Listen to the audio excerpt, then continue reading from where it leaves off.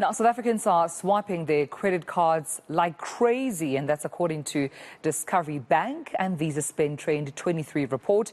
The report found spending with credit cards is over 20% higher than pre-pandemic levels. But groceries, travel and eating out, on the other hand, are driving that surge. Now, it includes consumers from 4 different spending groups: those who earn less than 100,000 Rand a year, all the way up to people who earn more than 850,000 Rand annually.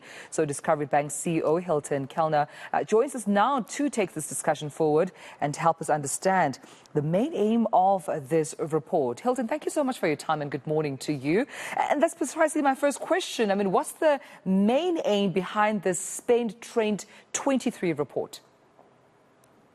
Good morning, and thanks for the invitation. The aim is really to provide really kind of insightful data and analytics on the spending patterns on the ground. We hear a lot about economic indicators and GDP growth, and those tend to be really high level and reflective of the economy kind of at the highest level possible, in a sense, and that then reflects a lot of different industries that make that up.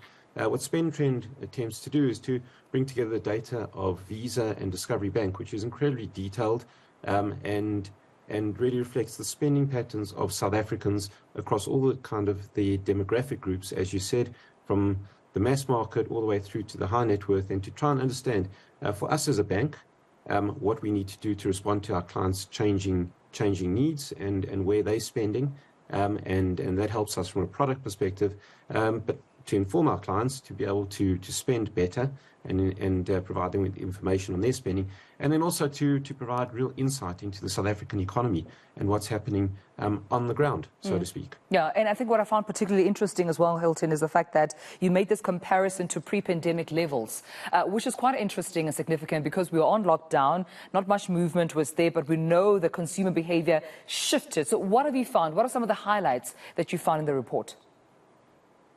So you're 100% right. It was a fascinating period that we looked at. We looked at the last 4 years, which was pre-pandemic, during the pandemic, and then post-COVID as well.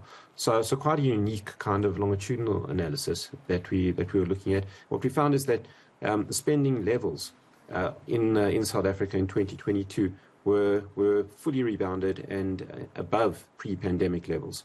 So we saw kind of a return to normality from an overall economic activity perspective and spend perspective. In terms of what people spend their money on, we also saw kind of a rebounding in some of the key areas that were really most affected during COVID. So travel, for example, and I heard the minister a little bit earlier speaking on your show. I think tourism and travel we've seen rebound significantly, and what was interesting in that area is that the kind of the shift that we've seen over the last couple of years to domestic travel, which is a really positive sign. People are traveling locally, and that's good for tourism and the industry in South Africa. Notwithstanding that, we've seen a spike in the kind of the cost of flying domestically, and that's reflective of a number of factors as well. But I think the positive trend for us is really domestic travel gaining market share, and that's a really good thing. The other area that we saw spend return to normal was in eating out and restaurants, which was also really impacted during the COVID years. So kind of the way that people are spending has returned to pre-COVID levels, but with a few nuances, given just the kind of the change in the environment that we've seen as well. Yeah. So in terms of how much people spend, Hylton, what have you found? So we found that there's been a kind of a 22% increase in spend levels relative to 2019. So sort of we are almost back to what you would have expected had COVID not happened, in a sense. So spend levels have returned to norm. What is interesting is that groceries remain the number one spend item amongst our clients, and the biggest area of spend. And when you dig a little bit deeper, as you said at the outset, we analysed the spend patterns by income segment, and in that kind of process, you actually get some really good insights. And there it becomes a bit more stark in the sense that at the highest income categories. We see that grocery spending has increased between 4 and 12% over the last year, which is actually in line with what you see coming out of Stats SA in terms of CPI numbers. But when you go to the lower income categories, there you see that grocery spend has increased by 45% year on year. And that's driven by some significant price increases in kind of core items where people just don't have the flexibility to kind of substitute in their baskets. So the important analytics that we've done is to understand exactly sort of how the spend trends differ. Right. By income segment as well. And I think the report says a lot about consumer behavior, but also it almost says equally enough about the economy. What does it tell us about how resilient the economy has been?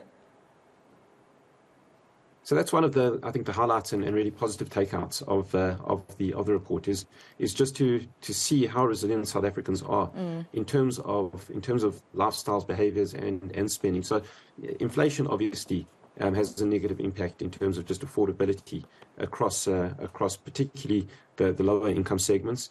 But if you look at the way that South Africans are spending, if you look at the sort of the shift online and how they're using new kinds of services like home delivery, the resilience of our economy is being driven by innovation. It's being driven by tourism. It's being driven by service and hospitality industries, which is really, really positive.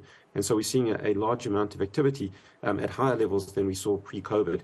And from a banking perspective, we're seeing sort of the payment mechanism, so contactless and online, which were really accelerated during COVID, being sustained. And from a digital bank perspective, that's a really positive sign as well. Well, I appreciate you speaking to me about this. Hylton Kallner, Discovery Bank CEO, thank you so much for your time.